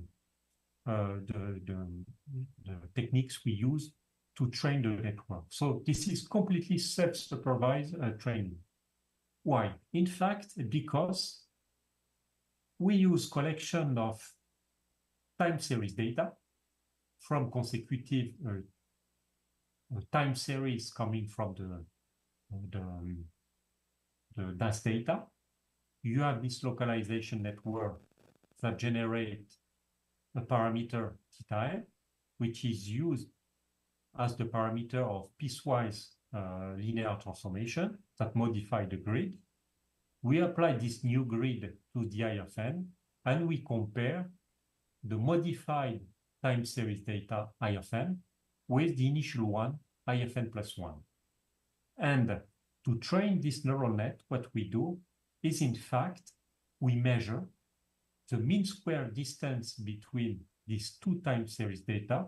This is what you have here. So the equation is a bit modified, but you can notice here you have the mean square error between the transformed data, E of IN, and IFN plus 1. You calculate the mean square error, and next you have some regularization term based on the parameters you generate on this, because we want them to be sparse. Let's say we want them to be sparse so that we have quite simple transformation from one time series to another one. So you can notice that the idea of this is to try to realign this, and we used, in fact, feed-forward back propagation algorithm to do this. And what is interesting, just to realign the data, modifying the parameters we have inside these blocks. What is interesting, in fact, and I think this is the main part, one of the most important part in this, is that we tune everything inside these blocks so that we can propagate and we can calculate the gradient. Okay, everything, the grid generator and this localization neural net accept optimization using backpropagation. So when you consider all these blocks, in fact, the fact that you use input data which are not aligned, you ask the neural net to generate its own parameters to feed some transformation we have chosen for this, and then we calculate the distance between these two time series, and we use backpropagation to tune these parameters there. Then we obtain a self-supervised techniques to realign automatically the data. So we apply this to different set of data, and this is what we use. It works in real time, and we use this on the data at NIS over 30 kilometers to detect the cars and so on. So, for instance, in this case, we have a very simple case. You have here 8 time series data, three cars, And here, these are the realigned time series data using our neural net. Based on the realigned data, this is quite easy to detect the cause because, of course, using some energy detector, for instance, over all the different time series channels you have here, you have a good signal-to-noise ratio. So we were able to detect the different cars. But what is interesting also is that when you know the transformation that allows to align the data, you are able to calculate the inverse transform to get the initial one. And based on this, of course, you can also at the same time estimate the instantaneous velocity of the different cars. So we use this for several days on the highway very close to this, and you can notice that we obtain good performance when we compare this performance to the ground truth we have on this highway provided by magnetic loops. What is interesting also, and this is very specific to the south of France, is that the speed limit is 70 kilometers, and you can notice that this is not really a strict limit, in fact. People are driving faster than they should do during on this highway. And what is interesting also is that you can notice that there is no signal during the night, just because, in fact, the highway is closed every night at least. So this is a take-home message.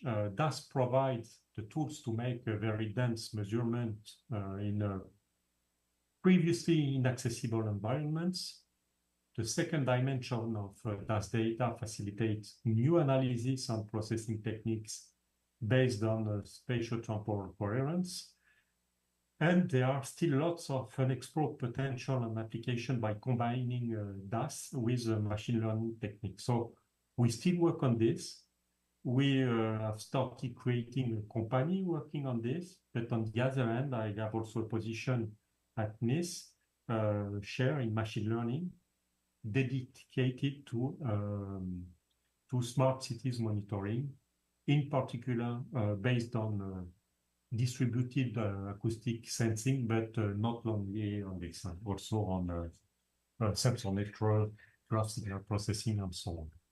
So thank you. If you have more information, we have some papers, codes, and you have also my email address and also the email address of one of my past postdoc who is still working with us. And fortunately, we have also a paper submitted, and we submitted with Charles when he was at NIST. We started working on this. Thank you.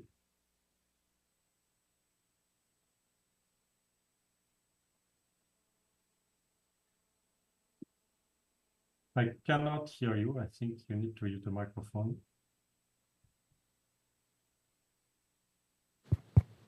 Yeah, you have missed the applause. Sorry. Oh, no, I saw you. Okay, yeah. No, it was my fault. I took the wrong microphone. So thank you very much for this nice presentation. I think we have time for a few questions from the audience. I think we cannot see if at the YouTube transmission we have questions or something, but let's see. We have. Let's see if we have something. Yeah, Marcello has one. Hi, Cedric. Marcello here. Hi. And first of all, thank you very much for agreeing to participate in this event and to give us this nice presentation. My question is a little bit on the more logistics of the experiments. So I'd like to know if the fiber optics were laid out for the experiment, or if you used some previously available installation. And I believe I understood from you the results that you presented that the excitation signal was a pulse that you fed to the fiber. So it was meant for the result that you were aiming at, which was to estimate ultimately the speed of the cars and positions and so on. So I believe that maybe you could comment something on using fiber optics that are already in use for communications, for instance, so that do you see as a possibility to use the fiber optics that are used for communications also to do sensing? That would be my question. Okay, thank you for the question. In fact, we use existing telecommunication fibers. We use the existing one provided by the city of Nice, and they use these fibers to convey other informations, but we use this one. What is very interesting also is that the fiber sometimes is very close to the road, to the street, but sometimes when you have bridges, for instance, then you have this fiber which is going to be not on the street, but on the wall of the bridge also, of the wall of these different bridges, and it still works, in fact, because this is very sensitive. So what is important is that we use telecommunication fibers. We could use some experiment in Brazil, for instance, also using the existing one.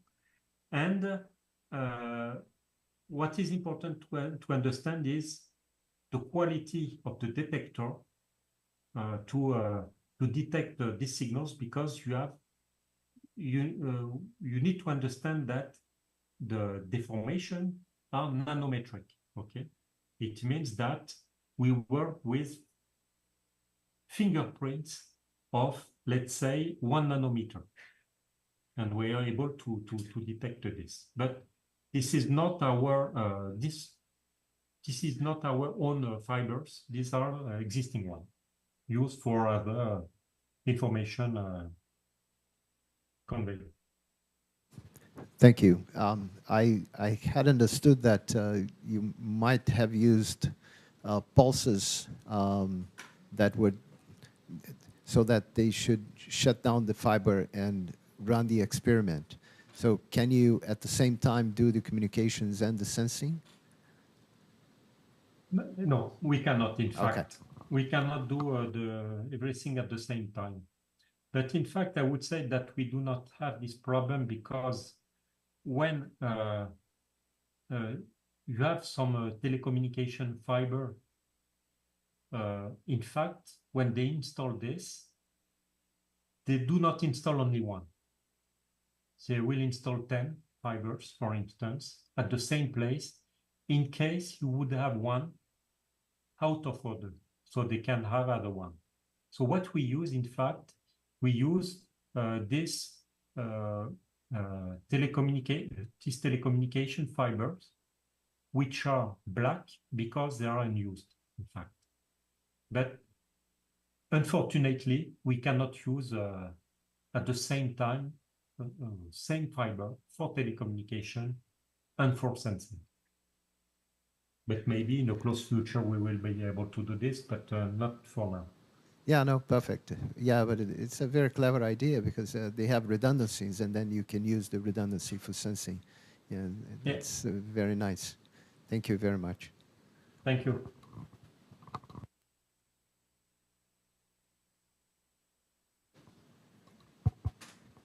Any further question? Okay, Sergio.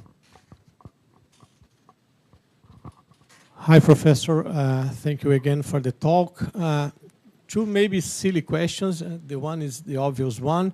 Is part of the data available for other people to experiment on it? I know it's sort of a sensitive, but maybe part of the data set that you collected. This is the first question. And the second one would be, if I understood it correctly, maybe not, But would it be possible to combine the stages of denoising and the convolution in a single stage using only a single network to do both of the tasks simultaneously? Something like that. For now, we have separate blocks. For now, we have separate blocks, but if this could be a good idea. But I would say that the problem we have is, or this is not really a problem, but we need to manage with the huge quantity of data. We need to manage the time to compute and to process this data. So it means that we do not use all the functionalities at the same time. It depends on the application. And it depends on the signal to noise ratio you have for the application you have in mind. For instance, counting cars is very complicated because if you want to have a very precise count, you need to be able to detect individual cars. And for instance, when you have a train of let's say 5 cars over a very short distance, you need to decompose this signature to be able to count. So for this, you need some computing resources, even if you use neural net. When you do not want to count the cars, but you just want to estimate, for instance, the time you need to go from a point A to a point B, as you have on most of the highways, that say that if you want to arrive at home on time, you will need 15 minutes to go from this point to this point. In that case, you do not need to count cars. You just need to track not a single car over this distance, but you just need to track the mean traffic you have on this road. So you can notice that depending on the application you have, you do not need all the layers we developed, in fact. So we do not use all this algorithm. We do not have, for now, the interest of combining everything in a single box. And for the first question, I do not remember what was the first one. It was about the data availability. If some people could have access to part of the data you collected. Yes, this is the idea, in fact. Huh? In fact, with the company, we would like to provide this information to users, to cities also, because, so this is the idea. And because for now you have, let's say, two existing technologies. You have two families. You have one based on sensors like cameras and magnetic loops, for instance. So these are, but the problem with this kind of technologies is that you have measurement only at a single point. So you cannot manage, for instance, the traffic over long distances.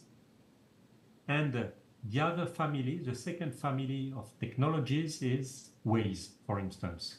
But the problem with Waze is that, or Google Map and all this application, is that these techniques depends on the users, in fact.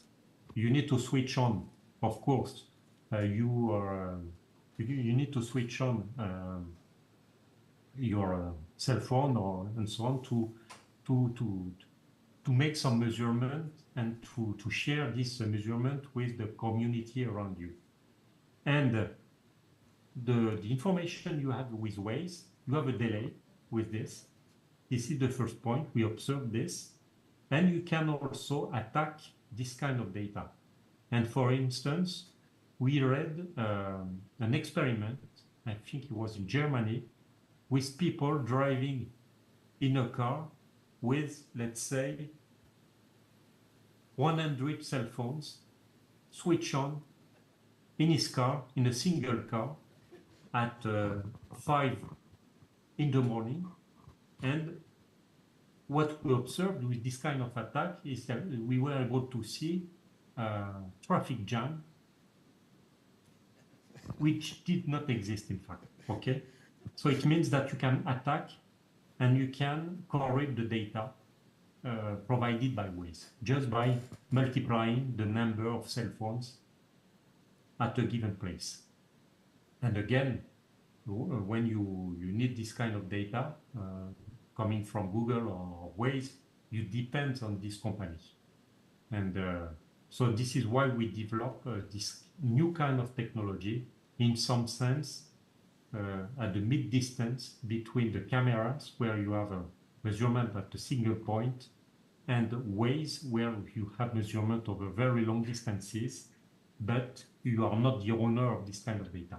It depends on someone else. But the idea is to share this information with the users, and also to make some analysis of the streets, of analyzing the traffic before starting, for instance, repairing. The idea also is to use this data to have good models of the traffic on some parts of the city, and to be able to predict, if you change something somewhere in the city, how the traffic will change. So the idea is this one.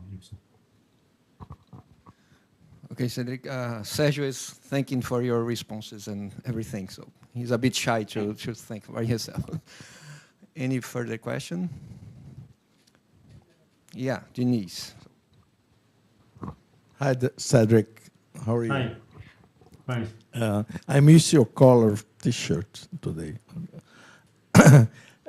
One thing I want to ask you, maybe I missed something. When you're acquiring the data from a passing vehicle, you have like a sensor that will input signal to the fiber. Is that what you do? In fact, we have a laser source. Ah, laser source. Okay. Now I understand. We have a laser at some place, and at the same place, with this laser source, we have a detector. Oh, okay. Now I understand. And we use, and this is what we did at Nice.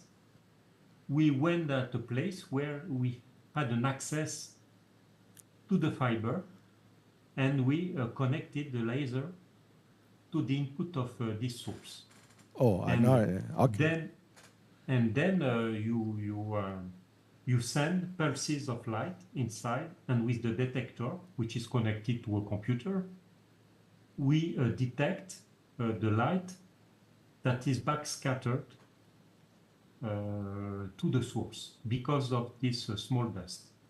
And in this way, we analyze this response. We compare this to the fingerprint of the response of the fiber when you do not have any perturbation. And comparing this, we know exactly where you have a perturbation just by.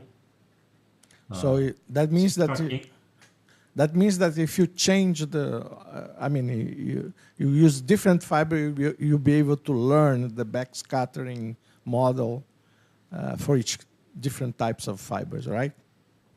Yes, exactly. But the idea is just this one. We have an interrogator. We connect the fiber, and we make some measurement, and that's it. And then we get the data. We process them with neural nets, and then we are able to count and to analyze. We can even see people sometimes. Okay. We can even see people, and there are many applications. One of them also is to use to consider tramways and to weight the tramways to know how many people you have inside. And this is also a very interesting information for a city, because of course they know how many people go inside a tramway or a train, because they need to put their ticket inside the machine. But when they go outside, they do not put the ticket again. So it means that you do not have information on how many people you have in a tramway. But this is another problem. This is another application. But Okay, thank The you. idea is to send pulses of laser light inside a fiber and to make some measurement, and that's it. And we process this response. Thank you, Cedric. Any further question? Okay, so last one. Hi, thank you. This is Mariane Petralha. I'd like to know if you tested the generalized cross-correlation to put all the signals coherent and then combine in another form. Is it? Have you tried? Can you repeat? Because if you used the generalized cross-correlation to find the delays and then do some other processing. Yeah. This is a good idea. This is a good idea to use linear models, but in fact, the problem with that, we have with the fibers, is that the coupling of the fiber with the soil varies a lot. In fact, okay. Just because of the nature of the soil, but also because the way the fiber was installed in the along the street. Yeah. Okay. Thank you. So because of this, this coupling that varies significantly over very short distances, cross correlation is not always as good as we could expect, and this is why we developed all this machinery based on neural net. Okay. The main problem is the problem of coupling. And sometimes you have also very small signatures because the coupling is not very good. Even if you have a heavy car, you see a very small signature. Okay.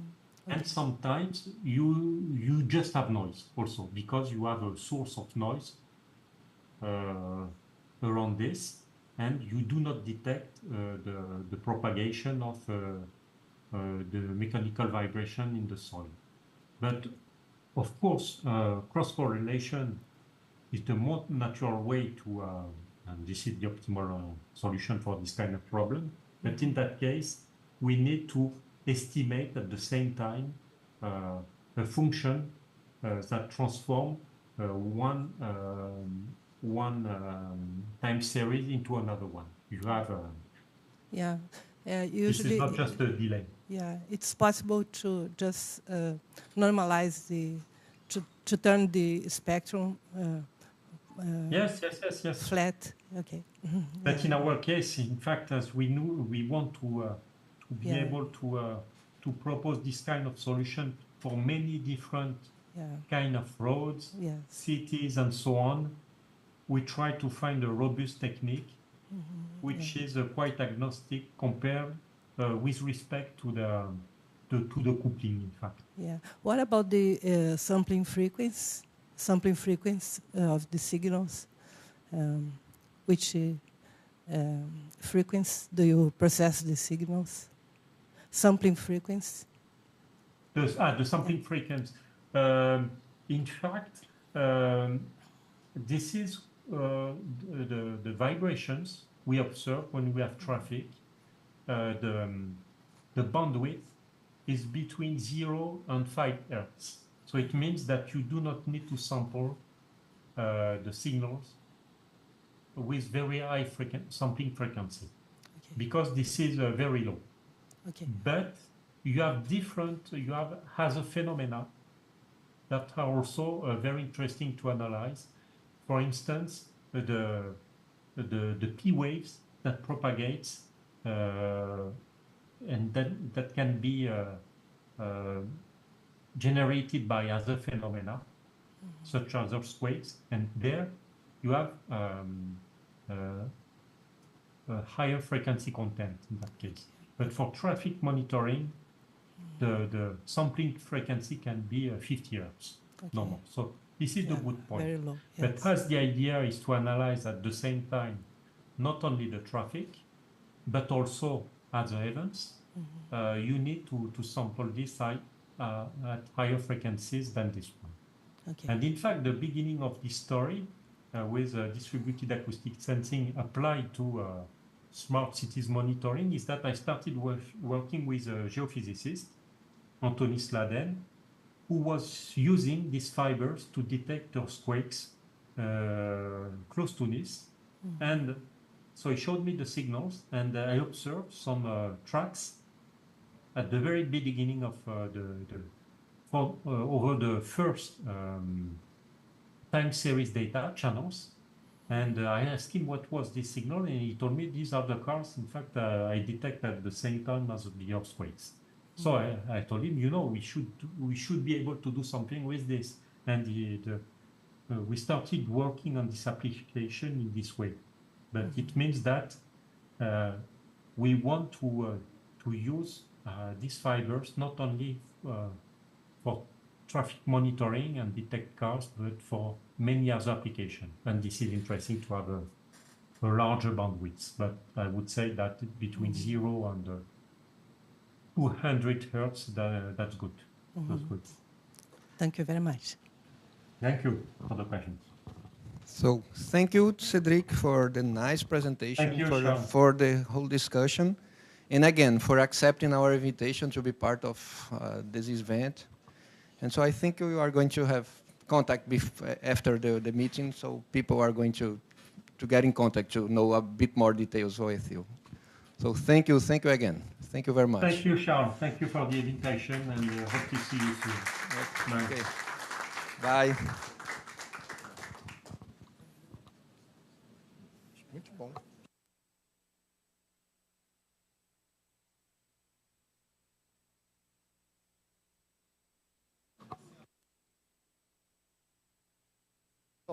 Quem chegou mais tarde, no meio e tal, bota o nome aqui no papel. Se puderem botar o e-mail, era bom. É que, na realidade, eu queria botar o nome e o contato, mas eu não acabei não... Quando eu cheguei aqui, a folha já estava pronta. Então, se vocês puderem botar o contato, é legal. Bom, aí você fala dos detalhes. Talvez tenhamos uma pequena modificação na organização da tarde, porque o professor Cedric, Cristiano Jutem, que vai dar a plenária, ele está vindo de Campinas, de carro. E aí mandaram, assim, não era DAS, mas chegou informação ao longo do caminho que teve um acidente, eles estão parados em algum momento, e aí talvez não consiga chegar às 2. A gente vai entrar em contato ainda com eles para saber exatamente, mas provavelmente a gente desloque um pouquinho para depois, para as 3, e faça a dinâmica, né? Assim, a mesa redonda que faria às 3, faça antes da plenária dele. Tá? Mas a gente vai atualizar na página, e aí mas já deixa a priori que, se houver modificação, foge ao nosso controle, aí foi para o plenarista, né, que teve. Tá? Bom, então acho que por hoje a gente pode encerrar agora amanhã, e aí retoma às 2 horas, ou com a plenária, que talvez não seja possível, mas ou com a discussão, mesa redonda. Tá bom?